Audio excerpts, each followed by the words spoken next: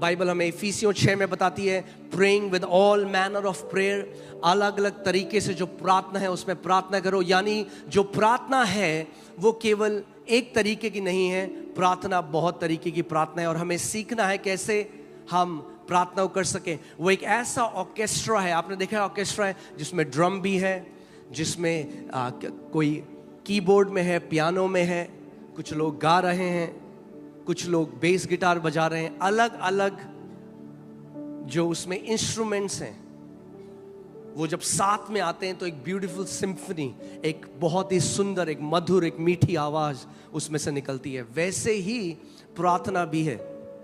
मगर परमेश्वर का वचन हमें सिखाता है कि कैसे हम प्रार्थना में जा सकते हैं, बढ़ सकते हैं। और आप जब उसको देखेंगे, मैं आपको बता रहा हूं, जब आप आज इसके बाद वो करेंगे, और ये मैं अपना, ये कोई मेरा कहा हुआ बात नहीं है, ये परमेश्वर के वचन में उसका सत्य है। जब आप ये करोगे 99% आपकी बैटल्स खत्म हो जाएंगी। जो 1% है वो नहीं है जो शैतान लाएगा, मगर वो भी खत्म हो जाएगी।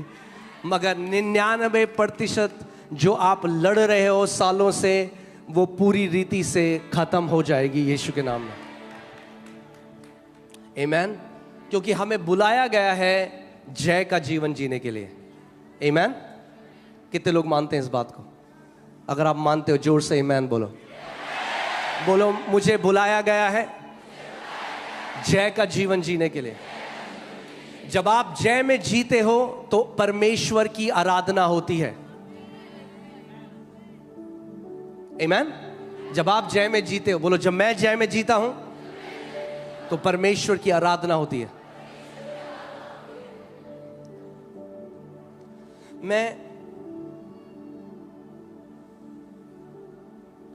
परमेश्वर ने एक तरीका बताया है जिसके द्वारा हम उस अनुग्रह को एक्सेस कर सकते हैं, उसकी भलाई को एक्सेस कर सकते हैं।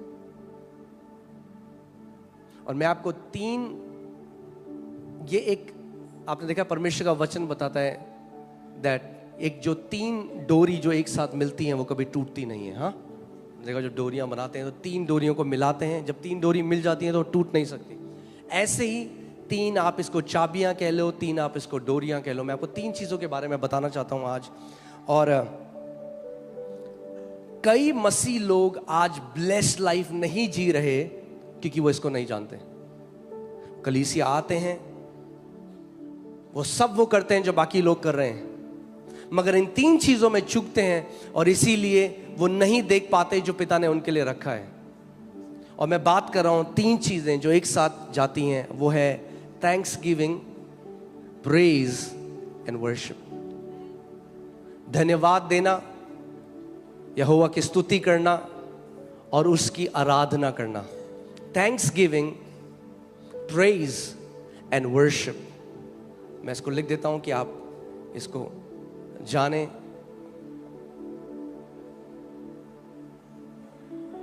Thanks giving, praise and worship.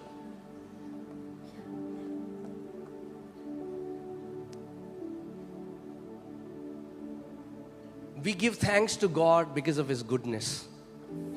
हम परमेश्वर को धन्यवाद देते हैं क्योंकि वो एक भला परमेश्वर है, वो एक अच्छा परमेश्वर है। But we praise Him because of His greatness, because of His, हम परमेश्वर को धन्यवाद देते हैं क्योंकि वो भला है, मगर हम परमेश्वर की स्तुति करते हैं क्योंकि वो महान और सामर्थी है। Amen. And we worship God because He is holy. और हम उसकी आराधना करते हैं क्योंकि वो पवित्र है और उसके समान और कोई नहीं है। Amen. So तीनों ये जो चीजें हैं परमेश्वर के एक अलग एट्रीब्यूट, हमारा रिस्पॉन्स है परमेश्वर के एक अलग एट्रीब्यूट के लिए। हाँ, हम क्यों करते हैं thanksgiving? Because of God's goodness. हम प्रेज करते हैं बिकॉज ऑफ हिज ग्रेटनेस और हिज पावर। और हम आराधना करते हैं क्योंकि परमेश्वर पवित्र है। आमीन। अब इतना कुछ बाइबल में है। अगर केवल ये 3 चीज़ें मैं आपको सिखाऊं, मैं आपको बता रहा हूँ 1 हफ्ता भी कम है। सो मुझे नहीं पता मैं वर्शिप तक जा पाऊंगा या नहीं जा पाऊंगा, पर मैं चाहता हूँ, मैं तो सिखाने के लिए रेडी हूँ, मगर जब आप लोगों का पेट भर जाएगा, मुझे पता लग जाएगा, मैं रुक जाऊंगा। सो मैं आपकी भूख के हिसाब से सिखाऊंगा। आमीन। अगर आप कहोगे नहीं और चाहिए तो फिर और आपको दिया जाएगा। यदि आप कहते हो बस हो गया, तो वहां पे मैं रुक जाऊंगा। आमीन। सो आइए हम लोग देखते हैं भजन संहिता 100 और उसकी 4थी आयत।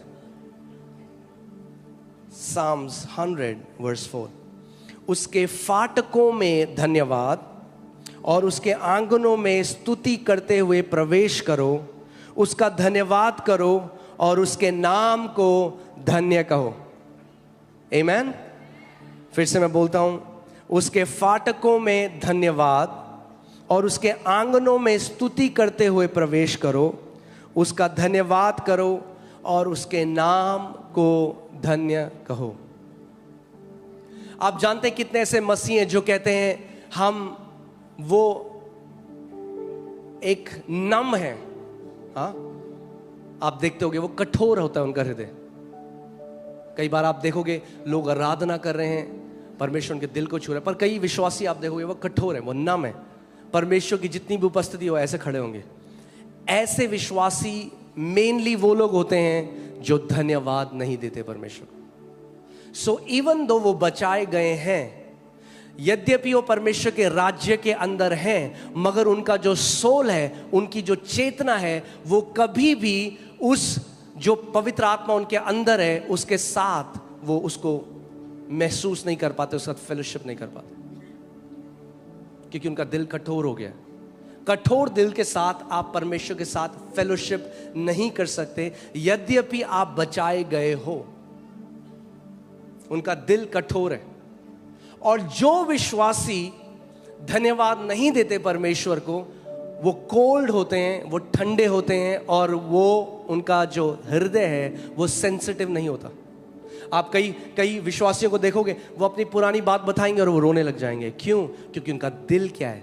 सॉफ्ट है, टेंडर है। क्यों? क्योंकि वो भूले नहीं परमेश्वर उनको कहां से निकाल कर लेकर आए। इसीलिए परमेश्वर का वचन हमें कहता है, दाऊद बार बार अपने मन को कहता है, हे मेरे मन यहोवा को धन्य कह। हम उसका धन्यवाद तब नहीं कहते जब हमारा मन करता है उसका धन्यवाद करने का, हम अपने मन को कहते हैं कि तू यहोवा को धन्य कह। दोनों में बहुत अंतर है। We don't thank God when we feel like thanking God.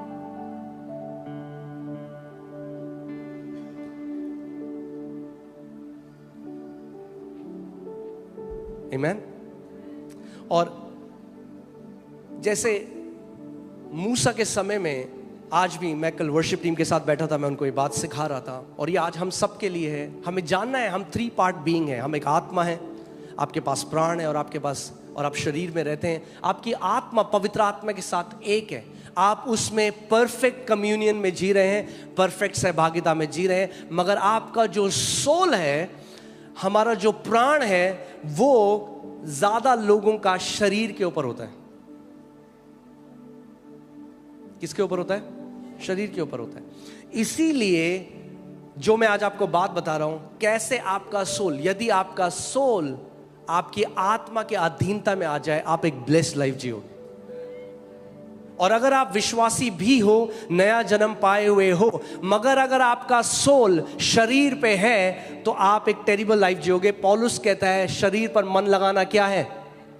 मृत्यु है, इट्स डेथ। सो पुराने नियम में परमेश्वर ने हेवन का वो दिया मूसा को। बाइबल बताती है कि मूसा को जब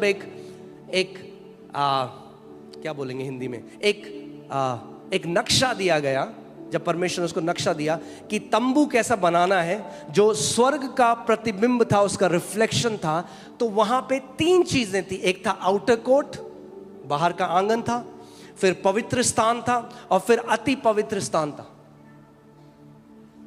और ये 3 चीजें जो मैं आपको बता रहा हूं, किसी भी आप घर में जाते हैं तो क्या होता है बाहर? सबसे पहले अगर आपको प्रवेश करना है तो किसके द्वारा आप प्रवेश कर सकते हो? हाँ, किसके द्वारा? दरवाजे के द्वारा। प्रवेश तो लोग खिड़की के द्वारा भी करते हैं, मगर वो चोर लोग करते हैं। हाँ, खुली तो खिड़की भी होती है, मगर खिड़की प्रवेश करने के लिए नहीं है, प्रवेश करने के लिए दरवाजा है।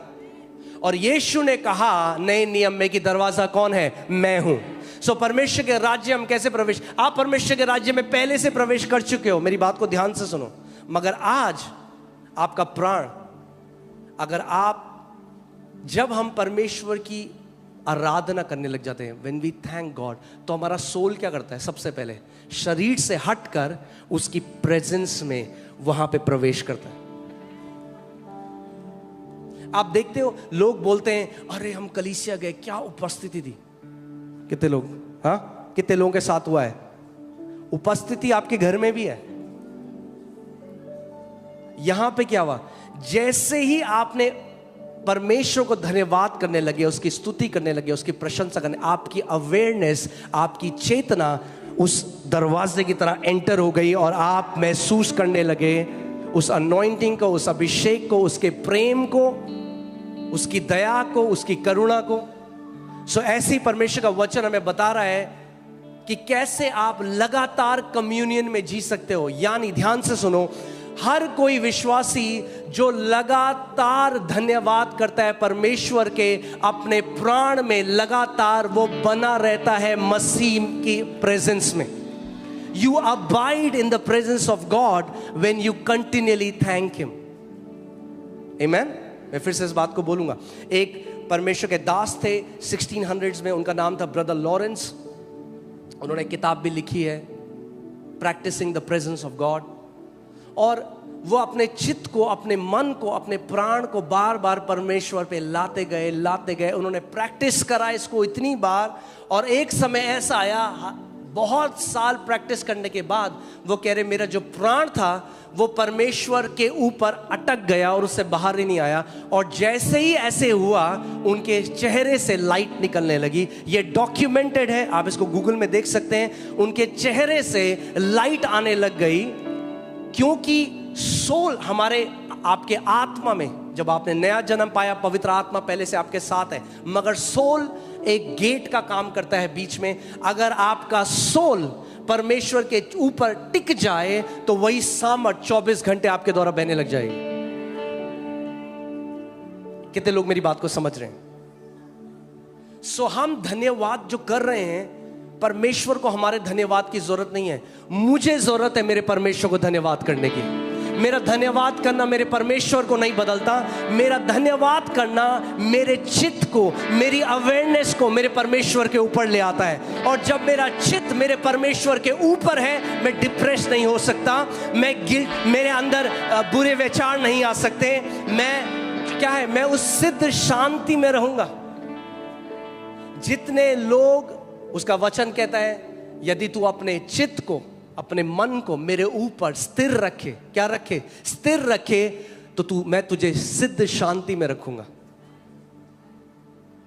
यानी आप सोचो, आप इस दुनिया में हो और आप शांति नहीं, दुनिया की शांति। यीशु ने कहा मैं तुम्हें वो शांति देकर नहीं जा रहा जो दुनिया में है, मैं तुम्हें अपनी शांति दिए जा रहा हूं। यानी आप सिद्ध शांति में जी सकते हैं इस पृथ्वी पे, यदि आप की लाइफस्टाइल हो, आपकी एक जीवन शैली हो, उस परमेश्वर को धन्यवाद देना।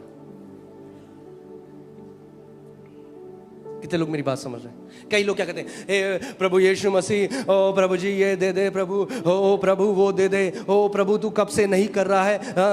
और वो ऐसा है, उनका चित्त तो दरवाजे के बाहर है अभी।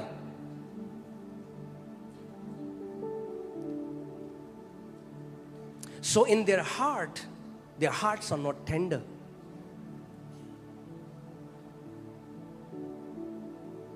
क्योंकि ध्यान से सुनो, यद्यपि आपकी आत्मा पवित्र आत्मा के साथ एक है, आप वो एक्सपीरियंस नहीं कर रहे हो जो आपकी आत्मा एक्सपीरियंस कर रही है, आप वो एक्सपीरियंस कर रहे हो जो आपका सोल एक्सपीरियंस कर रहा है अभी। मगर जब आप अपने सोल को परमेश्वर को धन्यवाद करने पे लगा देते हो, तो क्या होता है?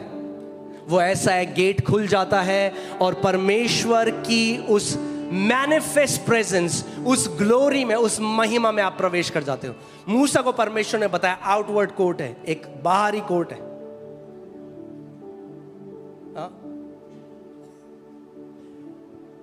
धन्यवाद के साथ हम उसके फाटकों में प्रवेश करते हैं। फिर बाइबल क्या कहती है?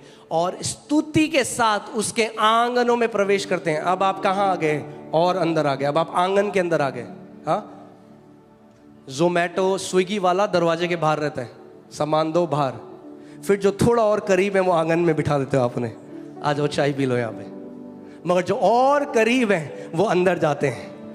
आमीन। यद्यपि आप उसके बेटे और बेटी और अंदर हो, इस बात को समझो, गलत मत समझो, आप पहले से अंदर हो। मगर मैं कह रहा हूं अपने चित्त में कई लोग आज भी बाहर हैं, अपने सोल में वो उस इंटीमेसी को एक्सपीरियंस नहीं कर रहे हैं, वो आज भी बाहर हैं, गिड़गिड़ा रहे हैं, भीख मांग रहे हैं। They are not experiencing the intimacy, क्योंकि उन्हें नहीं पता कैसे मैं उस अति पवित्र स्थान में प्रवेश कर सकता हूं। सो धन्यवाद के साथ फाटक खुल जाते हैं।